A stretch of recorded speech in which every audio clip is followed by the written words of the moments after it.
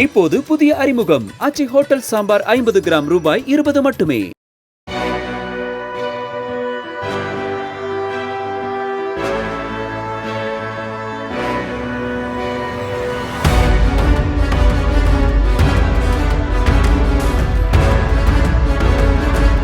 மதுரை மாவட்டம் கீழக்குயில்குடி தட்டானூரில் கணவருடன் ஏற்பட்ட தகராறில் ஷாலினி என்ற பெண் தனது 6 மற்றும் 4 வயதான 2 பெண் குழந்தைகளுக்கு எலிபேஸ்டை கொடுத்தும் தானும் உட்கொண்டார். இதில் ஒரு குழந்தை உயிரிழந்தது. ஷாலினியும் மற்றொரு குழந்தையும் உயிருக்கு போராடி வருகிறார்கள். தனது கணவர் மகேஸ்வரன் வேறு ஒரு பெண்ணுடன் தொடர்பில் இருப்பதாக கூறி சண்டையிட்டு வந்த ஷாலினி இந்த விபரீத முடிவை எடுத்ததாக போலீசார் தெரிவித்தனர்.